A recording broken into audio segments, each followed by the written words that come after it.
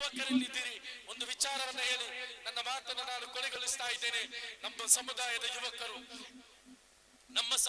ಯುವಕರು ನಾನು ಕಳೆದ ಕೆಲವು ದಿನಗಳನ್ನು ನಾವು ನೋಡ್ತಾ ಇದ್ದೇವೆ. ರೌಡಿಸಂನ ಹೆಸರಿನಲ್ಲಿ ಪರಸ್ಪರ ಕೊಚ್ಚಿಕೊಳ್ಳುವಂತಹ ಒಂದು ಮನಸ್ಥಿತಿ ನಮ್ಮ ಸಮುದಾಯದೊಳಗಡೆ ಬರ್ತಾ ಇದೆ.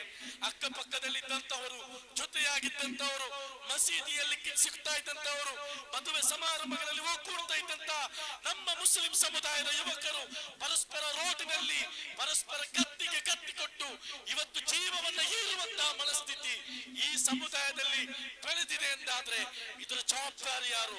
ಇದನ್ನ ಬದಲಾಯಿಸಬೇಕಾದಂತವರು ಯಾರು? ನಮ್ಮ ಯುವಕರು ಎಲ್ಲಿಗೆ ಹೋಗ್ತಾ ಇದ್ದಾರೆ? ಪರಸ್ಪರ ಕಿತ್ತಾಡಿಕೊಂಡು ಹೊಡೆದಾಡಿಕೊಂಡು ರಸ್ತೆಯಲ್ಲಿ ರಕ್ತವನ್ನು ಹರಿಸುವಂತಹ ಯುವಕರು ಈ ಸಮುದಾಯದ ಯುವಕರಾಗಬೇಕಾ?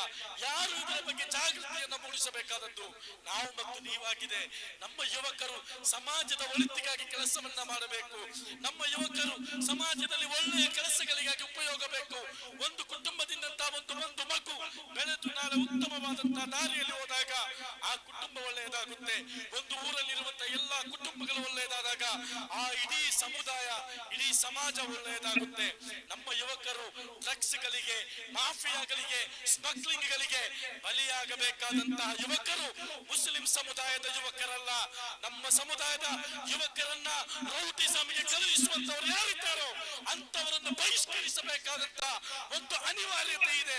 ಪ್ರತಿ ಒಂದು ಮನೆಯಲ್ಲೂ ಕೂಡ ತಾಯಿ ತಂದೆಯಂದಿರು ನನ್ನ ಮಗ ಡ್ರಗ್ಸ್ಗೆ ಅಡಿಕ್ಟ್ ಆಗಿದ್ದಾನೆ, ಜಾಫೀಮ್ಗಳಿಗೆ ಅಡಿಕ್ಟ್ ಆಗಿದ್ದಾನೆ, ಅವನನ್ನು ಹೊರಗಡೆ ತರಬೇಕಂತ ಹೇಳಿ ಹಗಲು ರಾತ್ರಿ ಕಣ್ಣೀರಾಗುತ್ತಾ ಇರುವಾಗ ಸಮಾಜದಲ್ಲಿ ಅಂತ ಯುವಕರನ್ನ ಅದರಿಂದ ಹೊರಗಡೆ ತರಬೇಕಾದಂತಹ ಬೆಳೆದು ಬರುವಂತಹ ಮಕ್ಕಳನ್ನ ಅಂತ ಗಾಂಜಾ ಅಫೀಮ್ಗಳಿಗೆ ಬಲಿಯಾಗದಂತೆ ತಡೆಯಬೇಕಾದಂತಹ ಜವಾಬ್ದಾರಿ ಜಮಾತ್ ಕಮಿಟಿಗಳಿಗೆ ಇದೆ, ಯೂತ್ ಕಮಿಟಿಗಳಿಗೆ ಇದೆ, ಇಲ್ಲಿರುವಂತಹ ಎಲ್ಲಾ ಮುಸ್ಲಿಂ ಸಂಘಟನೆಗಳಿಗಿದೆ.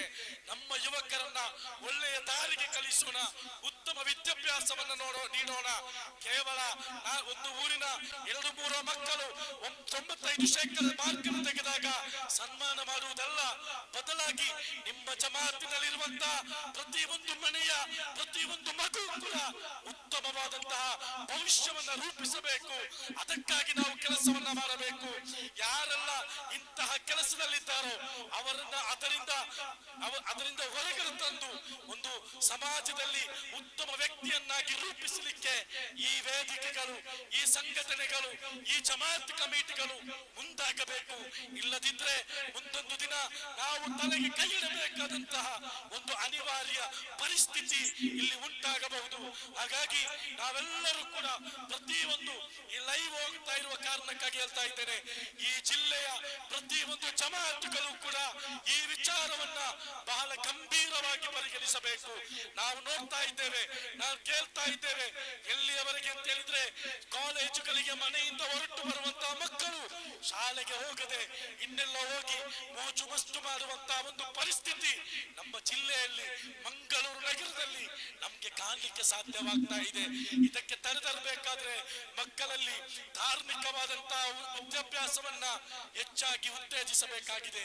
ಮಕ್ಕಳಿಗೆ ಧಾರ್ಮಿಕ ಕಾಳಜಿಯನ್ನ, ತಕವಾಗಳನ್ನ ಅಭಿವೃದ್ಧಿ ಪಡಿಸಬೇಕಾಗಿದೆ. ಅದಕ್ಕಾಗಿ ಅವರಿಗೆ ಅರ್ಥವಾಗುವ ರೀತಿಯಲ್ಲಿ ಇಸ್ಲಾಮಿಕ್ ದೀನ್ಗಳನ್ನ ಅವರ ಮನಸ್ಸಿಗೆ ಅರ್ಥ ಮಾಡಿಸಿ ಕೊಡಬೇಕಾಗಿದೆ. ಈ ನಮ್ಮ ನಡುವಿನ ಕಚ್ಚಾಟದಿಂದಾಗಿ, ನಮ್ಮ ನಡುವಿನ ಆಶಯ ಭಿನ್ನಾಭಿಪ್ರಾಯದ ಕುರಿತು ಹೇಳುವುದರ ನಡುವೆ ನಮ್ಮ ಮಕ್ಕಳಿಗೆ ಉತ್ತಮವಾದಂತಹ ಶಿಷ್ಟಾಚಾರಗಳನ್ನ ಹೇಳಿಕೊಡುವಲ್ಲಿ ಈ ಸಮುದಾಯ ಎಡವಿದೆಯೋ ಅನ್ನುವುದನ್ನ ಮತ್ತೊಮ್ಮೆ ಈ ಸಮುದಾಯ ಅವಲೋಕನ ಮಾಡಿಕೊಂಡು ನಮ್ಮ ಮಕ್ಕಳ ಭವಿಷ್ಯವನ್ನ ಯಾವ ರೀತಿ ರೂಪಿಸಬೇಕು, ಯಾವ ರೀತಿ ಕಟ್ಟಿಕೊಳ್ಳಬೇಕು ಅನ್ನೋದನ್ನ